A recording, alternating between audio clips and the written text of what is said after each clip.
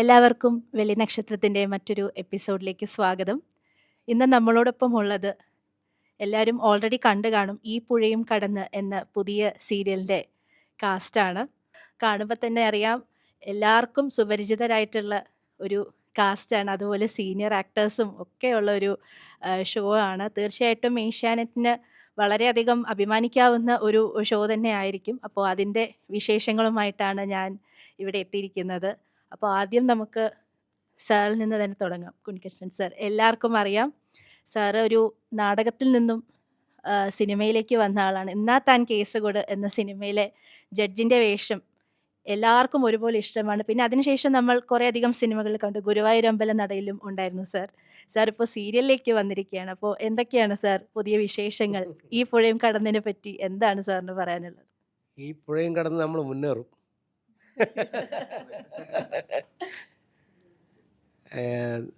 ആദ്യമായിട്ടാണ് ഒരു സീരിയലിൽ വരുന്നത്. അങ്ങനെ ഞാൻ അപ്പോൾ ത്രൂ ഔട്ട് ക്യാരക്ടറല്ല, അതുകൊണ്ട് തന്നെ കുറച്ച് ദിവസങ്ങൾ മാത്രം ഉള്ളൊരു വരാൻ കഴിഞ്ഞാൽ സന്തോഷമുണ്ട്. എല്ലാവരും നന്നായി പരിചയപ്പെടാനും ഒരു കുടുംബത്തെ പോലെ കഴിയാനും സാധിച്ചു എന്നുള്ളതാണ്. പറയുന്നെങ്കിലും പറയാനെങ്കിൽ പറയാം, അല്ല ഇങ്ങനെ ചോദിക്കാനെങ്കിൽ ചോദിക്കാം. അതെ, സാറിനിപ്പോൾ നാടകത്തിൽ നിന്നും സിനിമ, സീരിയൽ ഇങ്ങനെ 3 തലങ്ങളിൽ വർക്ക് ചെയ്ത ആളാണ്. അപ്പോൾ ഒരു കമ്പാരിസൺ എന്നുള്ള രീതിയിൽ പറയുന്നില്ല, എങ്കിലും സാറിന് അങ്ങനെ തോന്നിയ മാറ്റങ്ങൾ അല്ലെങ്കിൽ സാറിന് തോന്നിയ എക്സ്പീരിയൻസസ് ഈ 3 മേഖലകളിലും എന്താന്നുള്ളത് ജസ്റ്റ് ഒന്ന്. നാടകത്തിൻ്റെ പ്രത്യേകത പറഞ്ഞാൽ ഒരു 30-35 ദിവസം ത്രൂട്ട് റിഹേഴ്സൽ എടുക്കും. റിഹേഴ്സൽ കഴിഞ്ഞ് വേദിയിൽ അവതരിപ്പിക്കുമ്പോൾ അതുവരെ റിഹേഴ്സൽ എടുത്താലും ചിലപ്പോൾ ഒരു ഡയലോഗ് ചിലപ്പോൾ കിട്ടാതാവുകയും അല്ലെങ്കിൽ ഡയലോഗ് മറന്നു പോവുകയും ചെയ്യും. അത് മറന്നാൽ മറന്നു തന്നെയാണ്. സ്വാഭാവികമായിട്ടും അത് തിരിച്ചെടുക്കാൻ വേണ്ടി പറ്റില്ല. അതായത് ഏത് അഭിനയമായാലും പോലും നാടകത്തിൽ ആ സമയത്ത് അവതരിപ്പിക്കുന്നതാണ് നാടകമായിട്ട്. പക്ഷേ സീരിയലിലായാലും സിനിമയിലായാലും വീണ്ടും വീണ്ടും ഷൂട്ട് ചെയ്ത് അത് മെച്ചപ്പെടുത്താൻ വേണ്ടി പറ്റും. നാടകത്തിൽ മെച്ചപ്പെടുത്തില്ല, അന്ന് സ്റ്റേജിൽ അവതരിപ്പിക്കുന്നത് അത് അവസാനമാണ്. ആ ഒരു പ്രശ്നമുണ്ട്. പക്ഷേ സിനിമയിൽ നമുക്ക് വീണ്ടും വീണ്ടും വേണമെങ്കിൽ ഷൂട്ട് ചെയ്യാം. നാടകം പ്രേക്ഷകരിൽ നേരിട്ട് സംവദിക്കുന്നൊരു സംഭവമാണ്. നേരിട്ട് ഓഡിയൻസിന് മുന്നിൽ ഏറ്റവും പുറകിലിരിക്കുന്ന ആളുകൾക്ക് പോലും നാടകം ആസ്വദിക്കാൻ കഴിയണം. നമ്മൾ പറയുന്നത് കേൾക്കാൻ വേണ്ടി കഴിയണം. നമ്മുടെ എക്സ്പ്രഷൻ കുറച്ച് കൂടുതൽ എക്സ്പ്രഷനും അതുപോലെ തന്നെ അഭിനയവും ആവശ്യപ്പെടുന്നതാണ് നാടകം. പക്ഷേ സിനിമയിൽ നമുക്ക് അത്രത്തോളം വേണമെന്നില്ല. സിനിമയിലും സീരിയലിലും അത്രത്തോളം വേണമെന്നില്ല. സീരിയലിൽ ചിലപ്പോൾ കുറച്ചുകൂടി സിനിമയേക്കാൾ ലേശം കൂടുതൽ വേണ്ടി വരും. പക്ഷേ സിനിമയിൽ അത്രയും ഇല്ല. സിനിമയിൽ നമ്മൾ വേണമെങ്കിൽ അഭിനയിക്കുന്നതിന് പകരം നമ്മൾ ജീവിക്കുക എന്ന് വേണമെങ്കിൽ പറയാം. അടുത്തത് നമ്മുടെ ഈ ഫാമിലിയിലെ അമ്മയാണ് നിഷ മാഡം. മാഡത്തിന് പ്രത്യേകിച്ച് ഒരു ഇൻട്രൊഡക്ഷൻ നമ്മുടെ കേരളീയർക്ക് ആവശ്യമില്ല. എല്ലാവരുടെയും സ്വീകരണ മുറികളിലെ ഫേവററ്റ് ആയിട്ടുള്ള നീലുമ്മയാണ്. അതുപോലെ ഒരുപാട് ഫിലിം ക്യാരക്ടേഴ്സ് ചെയ്ത് അവിസ്മരണീയമാക്കിയ ഒരു വളരെ ബ്ലെസ്ഡ് ആയിട്ടുള്ള ഒരു ആർട്ടിസ്റ്റാണ് നിഷ മാം. അപ്പോൾ മാം ഏഷ്യാനെറ്റിൽ ഈ സീരിയലിൽ ജോയിൻ ചെയ്തത് തന്നെ ഭയങ്കര സന്തോഷം. നമ്മുടെ ഈ കാസ്റ്റിനായിട്ടുള്ള എക്സ്പീരിയൻസ് എങ്ങനെയാണ്? ഈ പുഴയും കടന്നതിനെ പറ്റി എന്താണ് മാമിന് പറയാനുള്ളത്? ക്യാരക്ടറിനെ കുറിച്ചും ചെറുതായിട്ടൊരു ഇൻട്രോ. ആദ്യം എല്ലാവരോടും ഒരു താങ്ക്സ് പറയുകയാണ്. കാരണം ഏഷ്യാനെറ്റിൽ ഞാൻ വളരെ വർഷങ്ങൾക്ക് ശേഷം ആണ് രണ്ടാമത് വരികയാണ്. അപ്പോൾ അതൊരുപാട് സന്തോഷമുണ്ട്. കാരണം ഏഷ്യാനെറ്റിൽ ഒരു പ്രോഗ്രാം ചെയ്തുകൊണ്ടിരിക്കുമ്പോഴാണ് ഞാൻ അങ്ങോട്ട് പോയത്. തിരിച്ച് വീണ്ടും അവിടെ ചെന്ന് വളരെ ഒരുപാട് സന്തോഷങ്ങൾ, ഭാഗ്യങ്ങൾ എനിക്കുണ്ടായി. ആ ഭാഗ്യം, അവിടെ ഉണ്ടായ ആ ഭാഗ്യത്തിനേക്കാൾ കൂടുതൽ ഭാഗ്യങ്ങൾ ഇനി ഉണ്ടാവോ എന്നെനിക്കറിയില്ല. പക്ഷേ ഉണ്ടാവാൻ ആഗ്രഹിക്കുന്നുണ്ട്. അതുണ്ടാവണമെന്ന് പ്രാർത്ഥിച്ചുകൊണ്ട് ഞാൻ തുടങ്ങുകയാണ്.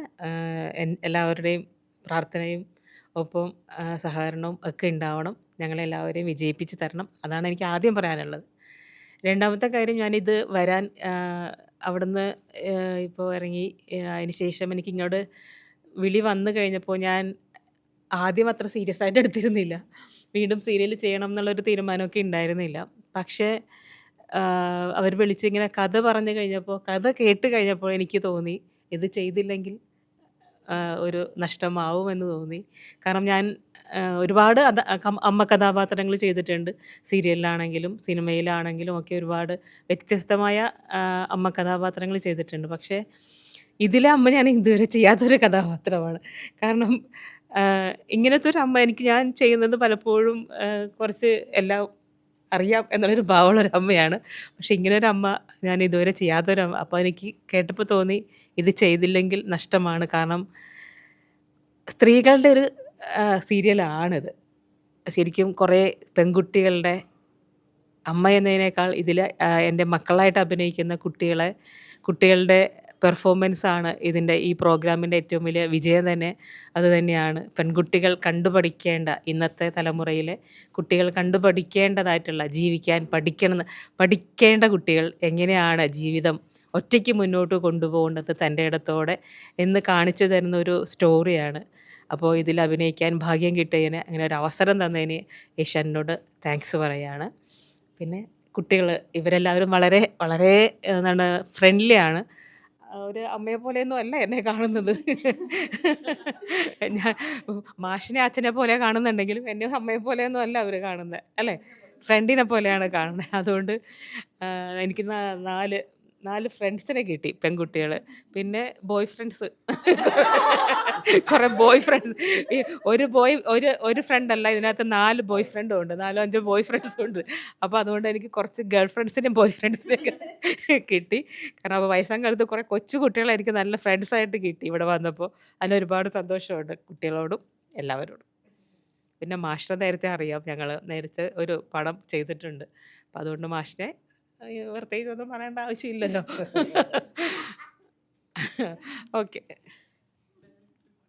അപ്പോൾ നിഷ മാം പറഞ്ഞ പോലെ ഒരു വിമൻ എംപവർമെൻറ്റിൻ്റെ ഒരു സ്റ്റോറി തന്നെയാണ്. ഒരമ്മയും മക്കളും അവരുടെ സർവൈവലും അവരെങ്ങനെ ഒരു സമൂഹത്തിൽ ജീവിച്ച് കാണിക്കുന്നു എന്നുള്ള വളരെ സ്ത്രീ കഥാപാത്രങ്ങൾക്ക് ഇമ്പോർട്ടൻസ് ഉള്ള ഒരു ഷോ തന്നെയാണ്. അപ്പോൾ അടുത്ത ഞാൻ പോകുന്നത് ഗോമതി പ്രിയ. നമുക്ക് ഈ പുഴയും കടന്ന് പ്രൊമോ കമൻസ് യൂട്യൂബിൽ നോക്കിയാൽ ഏറ്റവും കൂടുതൽ ഗോമതി ഫാൻസിൻ്റെ ഒരു ഭയങ്കര നല്ല റിയാക്ഷൻ കാണാം.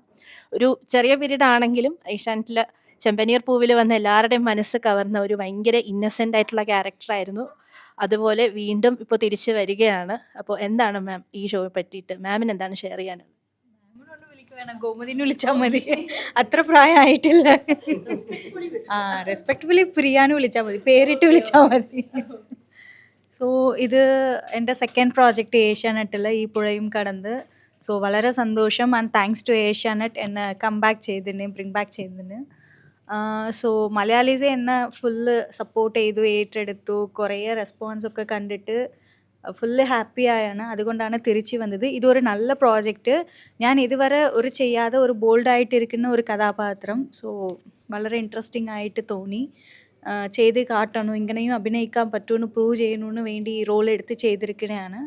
എന്നെ കണ്ടാൽ മോസ്റ്റ്ലി ഇന്നസെൻറ്റ് ക്യാരക്ടർ അല്ല, അതുപോലെ തന്നെ ഒരു ക്യാരക്ടറായിരിക്കും. പക്ഷേ ഇത് കുറച്ച് ബോൾഡ്, ടോം ഗേൾ പോലെ നല്ല ആക്റ്റീവായിട്ട്, ബബ്ലി ആയിട്ട്, റൊമാൻസ് കൂടുതലുണ്ട്, ഫണ്ണുണ്ട്. സോ എല്ലാവർക്കും അങ്ങനെ. എൻ്റെ പേര് കാവേരി ഇതിനകത്ത്. അപ്പോൾ പ്രൊമോയിൽ തന്നെ നമുക്കറിയാം, ഈ ഓരോ പെൺമക്കൾക്കും ഓരോ ഡ്രീമാണ്. ഒരാൾക്ക് പുറത്തു പോയി പഠിക്കണം, ഒരാൾക്ക് എല്ലാവരും അഭിമാനിക്കുന്ന ഒരു IAS ഓഫീസർ ആവണം. അങ്ങനെ ഒരുപാട് ഒരു കൂട്ടം സ്വപ്നങ്ങളുള്ള മക്കളും അമ്മയും കൂടെ ചേരുന്ന ഒരു കഥയാണ്. അപ്പോൾ ഈ കൂട്ടത്തിലേക്ക് വരുന്ന ഒരു ആൺതരിയാണ് നമ്മുടെ പ്രവീൺ ചേട്ടൻ. ചേട്ടൻ്റെ പിന്നെ ഒരു ഇൻട്രൊഡക്ഷൻ്റെ ആവശ്യമില്ല, തരികൾ വരുന്നുണ്ട്, അതിൽ പ്രധാന ആളാണ്. സോ കുടുംബശ്രീ, ശാരദ, ചെമ്പരത്തി സീരിയലിലൂടെ ഒരുപാട് ഫാൻസ് ഉള്ള ഒരു ആളാണ്. പിന്നെ ഒരു സ്പെഷ്യാലിറ്റി എന്ന് വെച്ചാൽ ചേട്ടൻ ഏഷ്യാനെറ്റിൽ ചെയ്യുന്ന ഫസ്റ്റ് പ്രോജക്റ്റുമാണ്. പിന്നെ ഓൾറെഡി ഇവർ ഹരിത ചേച്ചിയാണെങ്കിലും ചേട്ടനും ഒക്കെ ഒന്നിച്ച് വർക്ക് ചെയ്തിട്ടുണ്ട്. അപ്പോൾ ശരിക്കും ഒരു സ്പെഷ്യൽ പ്രോജക്റ്റാണ്. എന്തൊക്കെയാണ് പുതിയ വിശേഷങ്ങൾ ഈ പുഴയും കടന്ന്? പുതിയ വിശേഷങ്ങൾ എന്ന് പറഞ്ഞാൽ ഈ പുഴയും കടന്ന് തന്നെയാണ്. കാരണം ഏഷ്യാനെറ്റിൻ്റെ ഞാൻ നേരത്തെ പറഞ്ഞതുപോലെ തന്നെ ഏഷ്യാനെറ്റ് എന്ന് പറയുന്ന ഒരു ചാനലിൻ്റെ ഒരു ഭാഗമാകാൻ കഴിയുമെന്ന് പറയുന്നത് തന്നെ ഓരോ ആർട്ടിസ്റ്റിൻ്റെ ഒരു ഭാഗ്യമാണ്. അത് വെറുതെ പറയുന്നതല്ല. ഇപ്പം നമ്മുടെയൊക്കെ ഒരു കുട്ടിക്കാലം തൊട്ടേ കാണുന്നതാണ്. പക്ഷേ നമ്മൾ ഒരു കേബിൾ ടി വി വന്ന സമയം തൊട്ടേ നമ്മൾ കാണുന്ന ഒരു ചാനലാണ് ഈ ഏഷ്യാനെറ്റ് എന്ന് പറയുന്നത്. അപ്പോൾ അതിൽ നമ്മൾ ഇന്നും ഒരു ടി വിയിൽ ഒരു പ്രേക്ഷകനായിട്ട് മാത്രം കണ്ടിരുന്ന ഒരാളായിരുന്നു ഞാനൊരു കാലത്ത്. പിന്നീട് പല പല ചാനലുകളിൽ വർക്ക് ചെയ്തു. അതെല്ലാം ഭാഗ്യം കൊണ്ട് സംഭവിച്ചു. അപ്പോൾ ഇനിയിപ്പോൾ ഇത്രയും വലിയൊരു ഏഷ്യാനെറ്റ് എന്ന് പറയുന്ന ഒരു വലിയൊരു ചാനലിലൊരു ഭാഗമാവുന്നു, അതും ഇത്രയും വലിയൊരു പ്രൊജക്റ്റ് ഈ പുഴയും കടന്ന്. സോ സന്തോഷമുണ്ട്. എനിക്ക് അറിയില്ല ഏഷ്യാനെറ്റ് പ്രേക്ഷകരുടെ ഒരു എങ്ങനെയാണ് അവർ എന്താ പറയുക, ഞാൻ ആദ്യമായിട്ടാണ് ഏഷ്യാനെറ്റ് പ്രേക്ഷകരെ ഞാൻ ഫേസ് ചെയ്യാൻ പോകുന്നത്. സോ നമ്മൾ മാക്സിമം എൻ്റർടൈൻ ചെയ്യാൻ ശ്രമിക്കും, നല്ലൊരു സീരിയലിൻ്റെ ഭാഗമാവാൻ ശ്രമിക്കുന്നു. എല്ലാവരും ഒരു യൂണിറ്റിയിൽ നല്ലൊരു നിങ്ങളെ എൻ്റർടൈൻ ചെയ്യാൻ പറ്റുന്ന മാക്സിമം നമ്മൾ നോക്കും. പിന്നെ പിന്നെന്താ ചോദിച്ചേ? വേറെ ഒന്നുമില്ലല്ലോ. ആ ഞങ്ങൾ ഹരിതയ്ക്കും എനിക്കും ഒരേ വയസ്സാണ് പ്രൊഫഷൻ വയസ്സ്. കാരണം ഞാനും ഹരിത ഏകദേശം ഒരേ ടൈമിലാണ് ഇൻഡസ്ട്രിയിൽ ചെയ്തു തുടങ്ങിയത്. അന്നോട്ട് ഹരിതയുടെ കൂടെ ഞാനുണ്ട്. ഐ മീൻ ഞങ്ങൾ ഒരുമിച്ച് ചെയ്തതേ. അപ്പോൾ ഹരിതയുടെ കൂടെ ഞാനുണ്ട്, എൻ്റെ കൂടെ ഹരിതയുണ്ടെന്ന് പറയുന്നത്.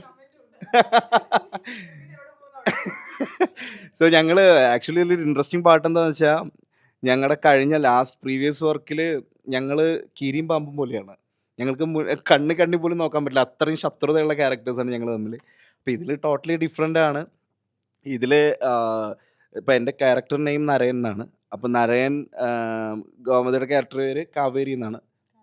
അപ്പോൾ കാവേരി ആയിട്ടുള്ളൊരു അടുപ്പത്തിൽ കാവേരിയുടെ ചേച്ചിയായിട്ടാണ് വരുന്നത്. സോ ഞങ്ങൾ ഓഫ് കോഴ്സ് ഇതിൽ വളരെ സ്നേഹം നിറഞ്ഞ ആൾക്കാരായിരിക്കും എന്ന് പ്രതീക്ഷിക്കുന്നു, അല്ലേ? സോ അതൊക്കെയാണ് ഹരിതയായിട്ടുള്ളത്. സോ എവ്രി വൺ, എല്ലാവരും ഇതിൽ ഓരോ ആർട്ടിസ്റ്റുകളുടെ കൂടെയും ഇപ്പം മോളാണെങ്കിലും ശരി, കിഡിലെ ആർട്ടിസ്റ്റാണ് ഇരിക്കണത് കേട്ടാ. ഇപ്പോൾ പ്രൊമോയിലടക്കം. അപ്പോൾ ഇവരെല്ലാവരും ഇവരുടെയൊക്കെ കൂടെ അഭിനയിക്കാൻ പറ്റുക.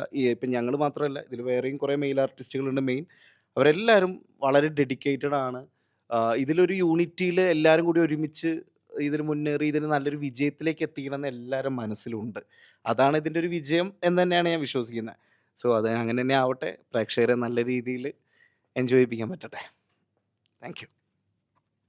ശരിക്കും ഓരോ സീരിയലും അതിൻ്റെ സ്റ്റോറി കൊണ്ടാണ് ഓഡിയൻസിനെ അട്രാക്ട് ചെയ്യുന്നത്. ഓഫ് കോഴ്സ് നമുക്കിപ്പോൾ ഈ ഷോയിൽ ഇത്രയും ടാലൻറ്റഡ് ആയിട്ടുള്ള ഒരു പിടി ആർട്ടിസ്റ്റുകളാണ് ഉള്ളത്. നിങ്ങളുടെ കഥയും പ്രൊമോയിൽ കാണുന്നതായാലും നമ്മൾ പറഞ്ഞു കേട്ടതാണെങ്കിലും അത്രയും പ്രത്യേകിച്ച് സ്ത്രീകളെയും പുരുഷന്മാരെ എല്ലാവരെയും നല്ലപോലെ അട്രാക്ട് ചെയ്യുന്ന ഒരു സ്റ്റോറി ലൈൻ തന്നെയാണ്. അപ്പോൾ അത് അതുപോലെ തന്നെ ആകട്ടെ. ഇപ്പോൾ പറഞ്ഞ സ്ഥിതി നമ്മുടെ ലക്ഷ്യക്കുട്ടിയുടെ അടുത്തേക്ക് വരാം.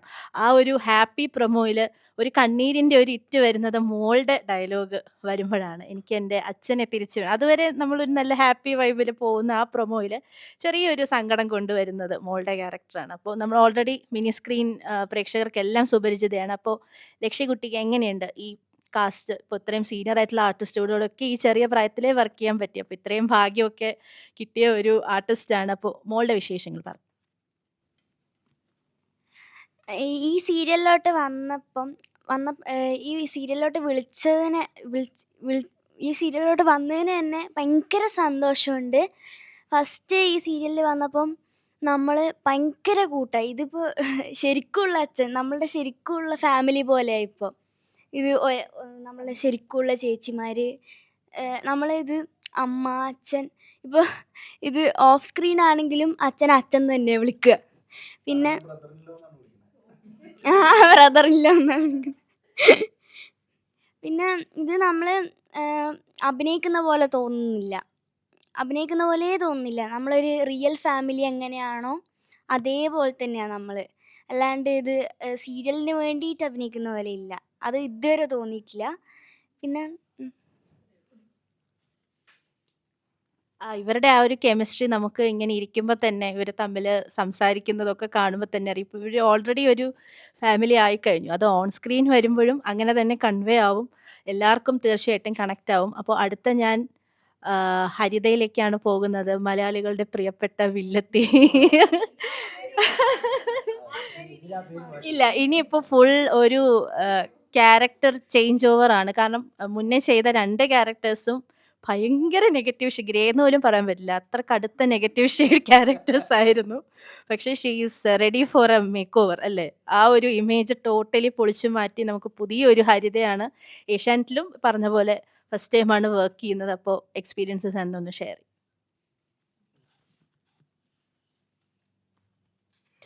ഈ പറഞ്ഞ പോലെ ഏഷ്യാനെറ്റിൽ ഒരു ഓപ്പർച്യൂണിറ്റി കിട്ടുക എന്ന് പറയുന്നത് തന്നെ വലിയൊരു കാര്യം തന്നെയാണ്. Because it took 6 years to land up ഒരു പ്രൈം ചാനലിൽ മലയാളത്തിൽ. അപ്പോൾ it's not a small journey. Difficulties ഉണ്ടായിട്ടുണ്ട്, ഫസ്റ്റ് പ്രൊജക്റ്റ് ചെയ്യുമ്പോൾ തന്നെ ആഗ്രഹം ഉണ്ടായിട്ടുണ്ട് ഏഷ്യാനെറ്റിൽ എന്തെങ്കിലും ഒരു പ്രൊജക്റ്റ് ചെയ്യാൻ പറ്റണം എന്ന്. So it took 6 years but finally it's happening. പിന്നെ ഈ നെഗറ്റീവ് ക്യാരക്ടറിൽ നിന്ന് പോസിറ്റീവ് ക്യാരക്ടർ ചെയ്യാന്ന് പറയുന്നത് വലിയൊരു ചേഞ്ച് ഓവർ തന്നെയാണ്. അങ്ങനത്തെ ഒരു ഓപ്പർച്യൂണിറ്റി എനിക്ക് ഏഷ്യാനെറ്റ് തന്നതിൽ ഐ എം റിയലി ഗ്രേറ്റ്ഫുൾ. കാരണം നമ്മൾ സ്റ്റീരിയോ ടിപ്പിക്കൽ ആയി പോകുമല്ലോ. നെഗറ്റീവ് ചെയ്യണമെങ്കിൽ നെഗറ്റീവ് തന്നെ ആയിരിക്കും. ഇപ്പോൾ എനിക്ക് ഇതിൽ അതാണ് പേടി. ആൾക്കാർ ചിലപ്പോൾ കാണുമ്പോൾ വിചാരിക്കും ഞാൻ നെഗറ്റീവാണ് ചെയ്യാൻ പോകുന്നത് എന്ന്. പക്ഷെ അല്ല, ഞാൻ പോസിറ്റീവ് ക്യാരക്ടറാണ് അതിൽ. സോ ആ കാര്യത്തിൽ ഐ എം വെരി ഗ്രേറ്റ്ഫുൾ. പിന്നെ ഇത്രയും നല്ലൊരു കാസ്റ്റ്, ഇനി എന്ത് വേണം? നിഷ ചേച്ചിയായിട്ടുള്ള കോമ്പിനേഷൻ സീൻസൊക്കെ നമ്മൾ തന്നെ അത് കണ്ടിരുന്ന് മോണിറ്ററിൽ കണ്ടിരുന്നിട്ട് നമുക്ക് തോന്നിയിട്ടുണ്ട് കൊള്ളാം അല്ലേ.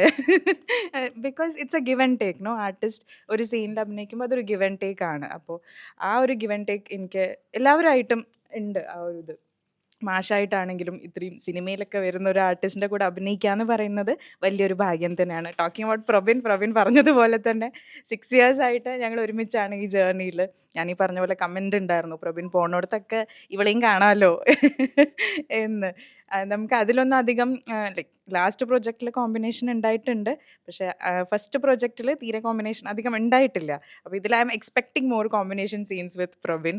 He's an amazing artist. കുറേ പഠിക്കാനുണ്ട്.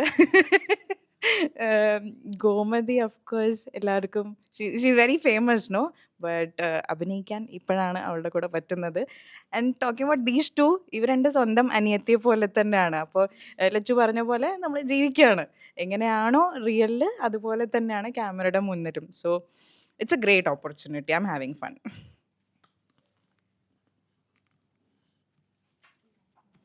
ഇനി അടുത്ത ഈ കുടുംബത്തിലെ മകളാണ് രേവതി. രേവതിയുടെ ഏഷ്യാനെറ്റിലുള്ള ഫസ്റ്റ് സീരിയൽ. ഒരു ഇതിനകത്തിപ്പോൾ ഏറ്റവും ന്യൂബി എന്ന് പറയാൻ നമുക്ക് വേണമെങ്കിൽ പറയാം രേവതി. ഇൻസ്റ്റയിലും പിന്നെ ഒത്തിരി ഷോർട്ട് ഫിലിംസും ഒക്കെ ചെയ്തിട്ടുണ്ട്. അപ്പോൾ ഈ ഒരു സീരിയൽ എങ്ങനെ ഇഷ്ടപ്പെട്ടോ? എങ്ങനെയാണ് ആക്ടിങ്? ഇത്രയും സീനിയർ ആയിട്ടുള്ള ആർട്ടിസ്റ്റിൻ്റെ കൂടെയൊക്കെ അഭിനയിക്കുമ്പോൾ ടെൻഷനുണ്ടോ അതോ നല്ല കംഫർട്ടബിളായി? തീർച്ചയായിട്ടും നിഷ മാം ഒക്കെ ഭയങ്കരമായിട്ട് കോ ആർട്ടിസ്റ്റുകളെ നല്ല രീതിയിൽ സപ്പോർട്ട് ചെയ്യുന്ന ആക്ട്രസ്സാണ്. അപ്പോൾ എക്സ്പീരിയൻസ് ഒന്ന് ഷെയർ ചെയ്യും. ആദ്യം ഏഷ്യാനെറ്റിൽ ഇങ്ങനെ ഒരു നല്ലൊരു ഓപ്പർച്യൂണിറ്റി കിട്ടിയതിൽ ഒരുപാട് സന്തോഷം, ഭാഗ്യമാണ്. എൻ്റെ ഒരു ക്യാരക്ടർ ചെയ്യാതിരുന്ന വേറൊരു കുട്ടിയാണ്. സമയപ്പോൾ ആ കുട്ടി മാറി, പിന്നെ പെട്ടെന്ന് കയറിയതാണ് ഞാൻ. ആ കുട്ടി കാണുന്നുണ്ടെങ്കിൽ എന്നെ മറ്റേ എന്താണ് ഓഡീഷനൊക്കെ ചെയ്ത് അങ്ങനെ എന്നെ സെലക്ട് ചെയ്തതല്ല. ആ പോയപ്പോഴത്തേനും ഓക്കെ ഫോട്ടോ കണ്ട ശരി പോന്നു. ഞാൻ അവിടെ എത്തുന്നത് വരെയും ഇതാണ് ക്യാരക്ടർ അല്ലെങ്കിൽ ഇതാണ് സ്റ്റോറി, എൻ്റെ അമ്മയാണ്, എൻ്റെ അച്ഛനാണ്, ഓക്കെ എൻ്റെ ചേച്ചിയാണ്. ചേച്ചി എനിക്ക് നല്ല പേടിയായിരുന്നു. ക്യാരക്ടർ വൈസ് കുടുംബശ്രീ ശാരദയിൽ നല്ല പേടിയായിരുന്നു. ഇതൊന്നും എനിക്കറിയത്തില്ലായിരുന്നു. ഞാൻ ആദ്യം അവരുടെ ഇടയിലോട്ട് പോയപ്പോൾ അവർ എന്നോട് ചോദിച്ചു ആരാ എനിക്കറിഞ്ഞൂടാ, എനിക്ക് എൻ്റെ അടുത്ത് ആരൊന്നും പറഞ്ഞിട്ടില്ല, ആരാ അങ്ങനെയായിരുന്നു. പിന്നീട് ഓക്കെ ഇതാണ് ക്യാരക്ടർ, ഇന്നതാണ് എന്നൊക്കെയുള്ള കാര്യങ്ങൾ അറിയുന്നത്. പിന്നെ മാഷിനെ കുറിച്ചിട്ട് പറയുകയാണെങ്കിൽ എല്ലാവരോടും ഭയങ്കര സ്നേഹം. എനിക്കെന്തോ ഈ മാഷിനോട് ഭയങ്കരമായിട്ടൊരു സ്നേഹം വന്നു. ഞാനിനി എങ്ങനെയും മാഷിനെ കാണാതിരിക്കുന്ന ആ ഒരു സാധനം. നിഷേച്ചിയാണെങ്കിൽ നമ്മൾ അഭിനയിക്കുന്ന സമയത്തിൽ നീ അങ്ങനെ ചെയ്താൽ നന്നായിരിക്കും, അത് അത്രയും ചെയ്യണം, നീ പൊടിക്ക് അല്ലെങ്കിൽ നീ ഇങ്ങനെ പറഞ്ഞു നോക്കും, അങ്ങനെ കുറേ കാര്യങ്ങൾ നമുക്ക് പറഞ്ഞു തരും. അത് ചേച്ചിയിലേന്ന് കിട്ടുമ്പോൾ അത് വലിയൊരു ഭാഗ്യം തന്നെയാണ്. പിന്നെ ചേച്ചിമാരിപ്പോൾ നമ്മളിപ്പോൾ ഈ ഒരു സീരിയൽ നമ്മൾ ആദ്യമായിട്ട് കാണുന്ന എല്ലാവരെയും ആ ഒരു ഗ്യാപ്പ് അവരിട്ടിട്ടില്ല. ശരിക്കും ഒരു അനിയത്തിയുടെ അടുത്ത് ദേഷ്യപ്പെടേണ്ടടുത്ത് ദേഷ്യപ്പെടും, സ്നേഹം കാണിക്കേണ്ടടുത്ത് സ്നേഹം കാണിക്കും, അങ്ങനെ. പിന്നെ ആകെ ഒരു ശല്യത ഇത് മാത്രമേ ഉള്ളൂ, ഭയങ്കര ശല്യം. എൻ്റെ ഇതിൻ്റെ ക്യാരക്ടറിൻ്റെ നെയിം യമുന എന്നാണ്. അപ്പം അവൾ എനിക്കിട്ട പേര് യമു എന്നാണ്. ഇപ്പം യമു എന്ന് വിളിച്ച് എപ്പോഴും പറയേ. ബാക്കിയുള്ളവരുടെ പേര് ഇവിടെ നിന്ന് പോരുന്നാലും ഇൻസ്റ്റഗ്രാമിൽ ഹായ് യമു, വാട്സപ്പിൽ ഹായ് യമു. ഒരുപാട് സന്തോഷം. നല്ല ആൾക്കാർ. ഞാനും അവരുടെ ഒരു ഭാഗ്യം നോക്കണേ, എന്നെ പോലെ ഒരാൾ കൂടെ അഭിനയിക്കാൻ പറ്റിയല്ലോ.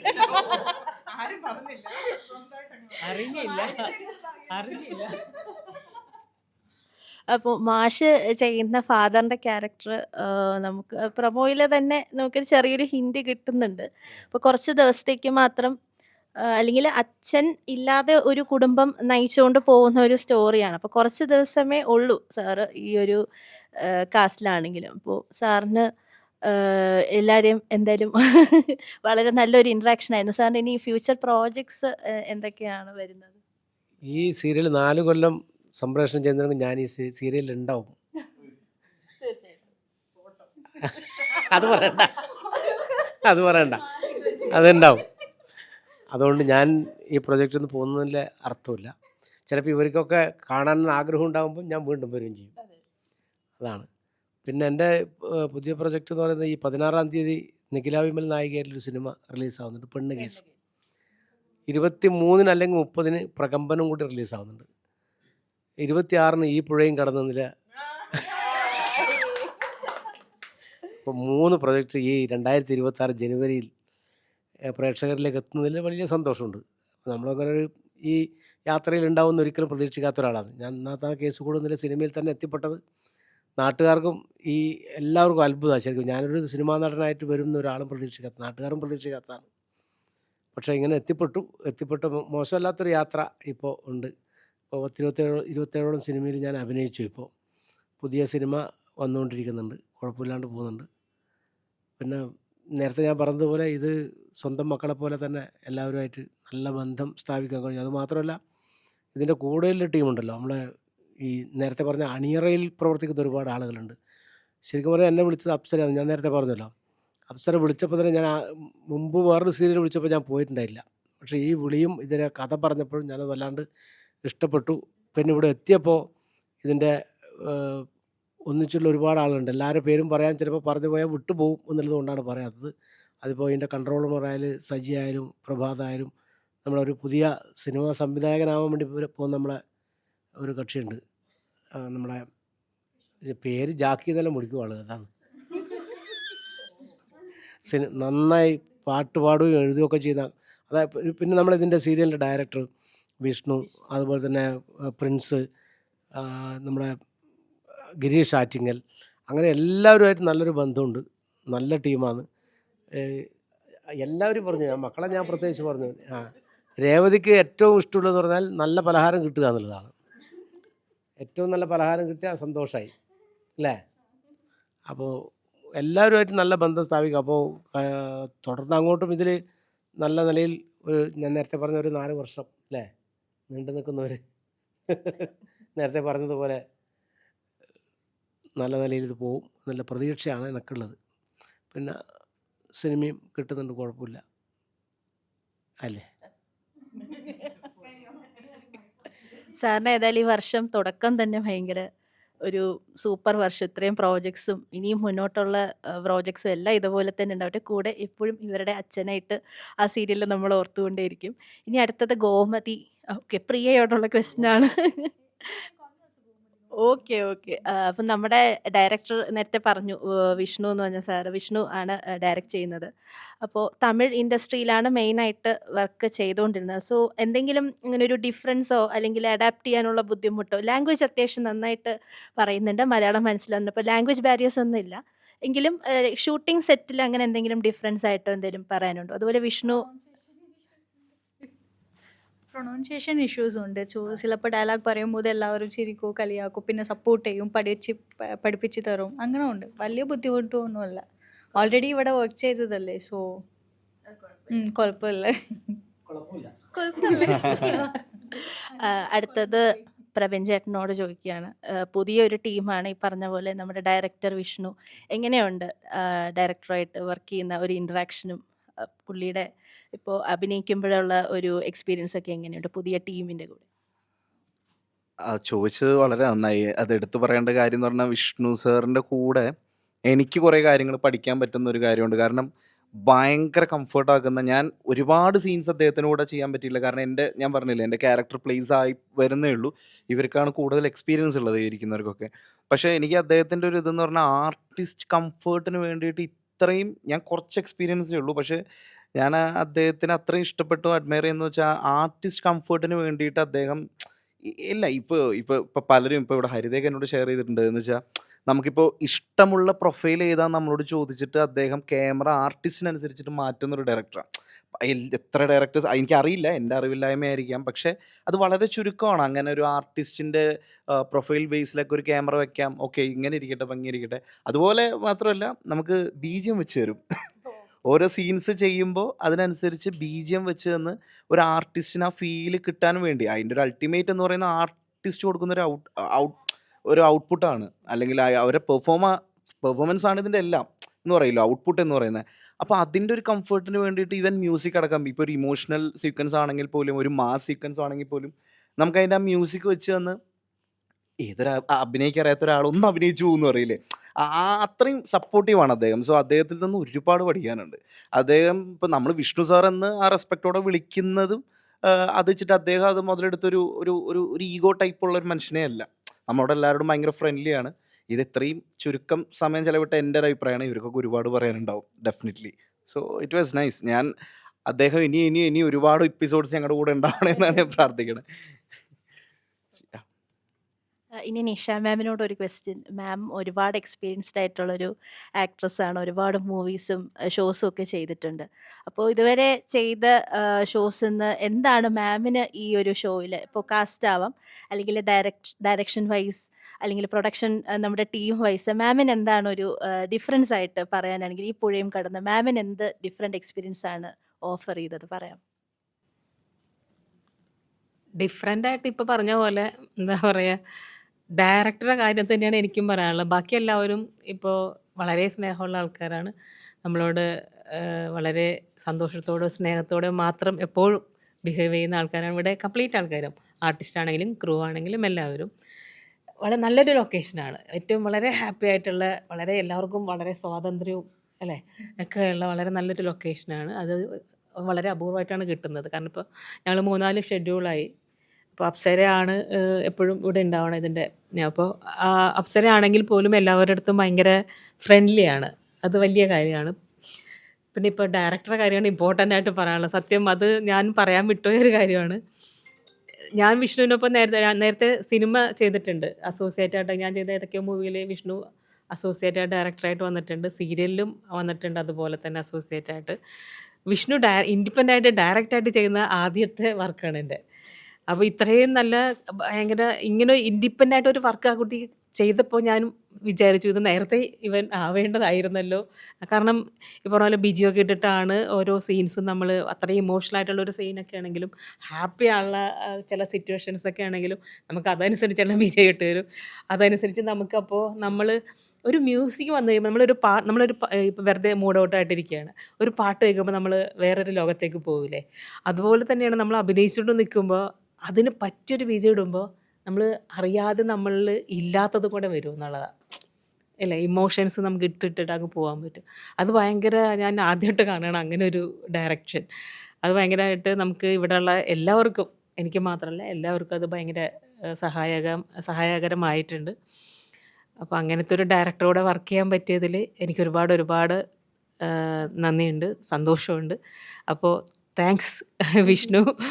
പിന്നെ വിഷ്ണുവിൻ്റെ കൂടെ തന്നെ എപ്പോഴുള്ള ഒരാളാണ് അസോസിയേറ്റ് ഡയറക്ടർ ഗിരീഷും വിഷ്ണുവിനെ പോലെ തന്നെ വിഷ്ണുവിൻ്റെ അതേ മനസ്സറിഞ്ഞ് നിൽക്കുന്ന ഒരു അസോസിയേറ്റ് ഡയറക്ടറാണ്. അപ്പോൾ അവരുടെ കൂടെ ഇവർ രണ്ടുപേരും ഉണ്ടെങ്കിൽ നമ്മൾ എല്ലാവരും ഓക്കെയാണ്.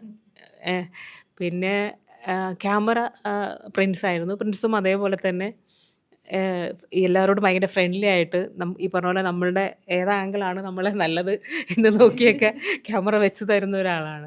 അപ്പം അങ്ങനത്തെ ഒരു ക്രൂ കിട്ടുക എന്ന് വെച്ചാൽ വളരെ ലക്കാണ്. അതിനി മുന്നോട്ടുള്ള യാത്രകളിലും ഇതെല്ലാം അവിടം വരെ ഉണ്ടാവട്ടെ എന്ന് പ്രാർത്ഥിക്കുകയാണ്. അതുകൊണ്ടാണ് എനിക്കിതിൽ എടുത്തു പറയേണ്ട വേറൊരാളും കൂടി ഉണ്ട്. അത് നമ്മുടെ റൈറ്ററാണ്. എന്ന് വെച്ചാൽ കിഷോർ എബ്രഹാം എന്നാണ് അദ്ദേഹത്തിൻ്റെ പേര്. അദ്ദേഹം ഇതിൻ്റെ ഒരു വലിയൊരു നട്ടലാണ്. ഇതിപ്പോൾ തമിഴിലുള്ളൊരു പ്രൊജക്റ്റ് ആണല്ലോ. അതിപ്പോൾ മലയാളത്തിലേക്ക് വന്നപ്പോൾ അത്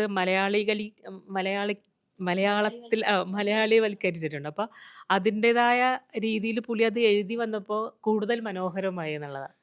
നമ്മൾ ഈ ഒരു ഇതിലേക്ക് വരുമ്പോൾ വേറൊരു രീതിയിലാണല്ലോ അത് എഴുതാൻ പറ്റുള്ളൂ. വളരെ ഡയലോഗ്സൊക്കെ ആണെങ്കിൽ പോലും നമുക്ക് നമ്മുടെ ഉള്ളിൽ കറക്റ്റ് ഓരോ വേർഡ്സും പറയുമ്പോൾ അറിയാതെ നമ്മൾ അതിലേക്ക് അങ്ങ് പോവുകയാണ്. കൂടുതൽ ചില വേർഡ്സ് നമുക്ക് മനസ്സിലേക്ക് ഭയങ്കര ടച്ച് ചെയ്യും. അല്ലേ പറയാതെ തന്നെ നമുക്ക് അഭിനയിക്കാൻ പറ്റും ചിലപ്പോൾ. അപ്പോൾ അങ്ങനെയുള്ള കുറേ മുഹൂർത്തങ്ങൾ നമുക്ക് വായിക്കുമ്പോൾ നമ്മൾ ഓരോ സീൻസും വായിക്കുമ്പോൾ അത് ഞാൻ പുള്ളിയെ വിളിച്ച് അങ്ങോട്ട് അത് പറയുകയും ചെയ്തതാണ്. സീൻസൊക്കെ വായിക്കുമ്പോൾ ഭയങ്കര ടച്ചിങ് ആണ്. അറിയാതെ നമ്മൾ വായിക്കുമ്പോൾ പോലും കരഞ്ഞു പോകുന്നുണ്ട് ചില സീൻസൊക്കെ. നമ്മളെ മനസ്സിൽ നമ്മളെ ലൈഫിൽ അല്ലെങ്കിൽ മറ്റുള്ളവരുടെ ലൈഫിലൊക്കെ നമ്മൾ കണ്ട കുറേ കാര്യങ്ങളൊക്കെ. അപ്പോൾ അത് വലിയ ഇത് പറയാൻ വിട്ടുപോയതാണ്. സോറി. എങ്കിൽ പോലും അതിപ്പോൾ ഞാൻ ഒന്നും കൂടെ അവസരം തന്നതിന് താങ്ക്സ് മോനെ. ശരിക്കും ഒരു ഷോയുടെ സക്സസ് എന്ന് പറയുന്നത് എല്ലാവരും കൂടി ഒന്നിച്ച് മനോഹരമായി പ്രവർത്തിക്കുമ്പോഴാണ്. നമ്മൾ പലപ്പോഴും ഓൺ സ്ക്രീന് കാണുന്ന ആളുകളെയാണ് എല്ലാവരും എപ്പോഴും അപ്രീഷിയേറ്റ് ചെയ്യുന്നത്. അതുപോലെ തന്നെ ഓഫ് സ്ക്രീനിൽ ഇപ്പോൾ മാം പറഞ്ഞ പോലെ തമിഴ് ഒരു സ്റ്റോറി അത് നമ്മുടെ കേരള കൾച്ചർ അനുസരിച്ച് വരുമ്പോൾ അതിൻ്റേതായ രീതിയിൽ അത് എഴുതണം. ഒരുപാട് നാടകീയമാക്കാതെ വളരെ എന്താ പറയുക, നമ്മൾ കാഷ്വലി ഇപ്പോൾ ഒരു പ്രത്യേകിച്ച് ഒരു കുടുംബ കഥയൊക്കെ കാണിക്കുമ്പോൾ ഒരു അമ്മ മക്കൾ തമ്മിൽ നോർമലി എങ്ങനെ സംസാരിക്കണം എന്നുള്ളത് ഡയലോഗ്സ് എഴുതണം. അപ്പോൾ അതെല്ലാം അത്രയും എഫേർട്ട് വേണ്ട കാര്യങ്ങളാണ്. പിന്നെ ഇവർ പറഞ്ഞ പോലെ വിഷ്ണു എന്ന് പറഞ്ഞ ഡയറക്ടർ ഇവർക്കെല്ലാം നല്ല മാക്സിമം ഫ്രീഡം ഒരു ആക്ടറിന് കൊടുക്കുമ്പോഴാണ് അദ്ദേഹത്തിൻ്റെ കൂടുതൽ ഔട്ട്പുട്ട് പുറത്തേക്ക് വരിക. ഇപ്പം ഇംപ്രവൈസേഷൻ ആണെങ്കിലും ഒക്കെ ഉള്ള സ്പേസ് ലഭിക്കുമ്പോഴാണ് അത്രയും ഒരു ഷോ അല്ലെങ്കിൽ ഒരു സീൻ അത്രയും മനോഹരമാവുന്നത്. ഇനി ഹരിതയോട് ഒരു ക്വസ്റ്റ്യൻ ചോദിക്കട്ടെ. ഞാനിവിടെ വന്നപ്പോൾ എന്നോട് പറഞ്ഞു last and fellow second last ആക്കാം സർ, സെക്കൻഡ് ലാസ്റ്റ് ആക്കാം. ഹരിത എന്നോടൊപ്പം ഒരു IAS കോച്ചിങ്ങിന് ഇവിടെ പോകുന്നു എന്നുള്ളൊരു കാര്യം ഇവിടെ മെൻഷൻ ചെയ്തു. അപ്പോൾ അതിൻ്റെ കാര്യങ്ങൾ കൂടെ ഒന്നും മെൻഷൻ ചെയ്യാൻ വേണ്ടിയിട്ട് ജസ്റ്റ് അതിൻ്റെ വിശേഷങ്ങൾ.